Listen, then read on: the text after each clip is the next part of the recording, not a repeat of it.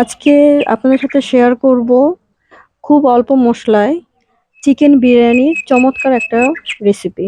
আসুন দেখি কিভাবে বানিয়েছি। আমি চিকেনটাকে আগেই ম্যারিনেট করে রেখেছিলাম প্রায় 40 মিনিটের মতন আদা, রসুন, লবণ দিয়ে।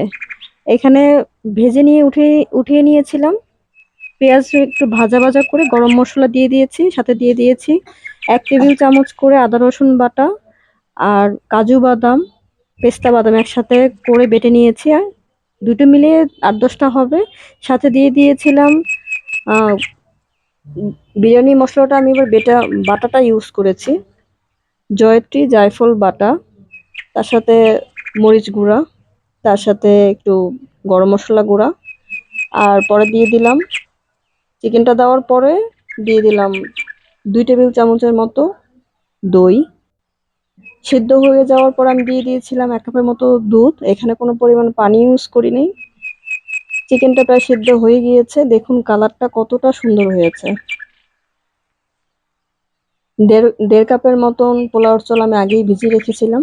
ভালো করে ভেজে পানি দিয়ে দিয়েছি প্রায় 2.5 কাপের মতো। রান্নাটা প্রায় শেষ হয়ে গিয়েছে। কতটা পারফেক্ট এবং ঝরঝরা হয়েছে দেখেই বুঝতে পারছেন। আমার মেয়ের সন্ধ্যার নাস্তা ছিল এটা, তার জন্য এখানে আমি খুবই ঝাল কম দিয়ে রান্না করেছি। এই রেসিপিতে একবার হলো বাসায় ট্রাই করে দেখবেন, ছোট বড় সবাই খেতে পারবে। সবাইকে অসংখ্য ধন্যবাদ।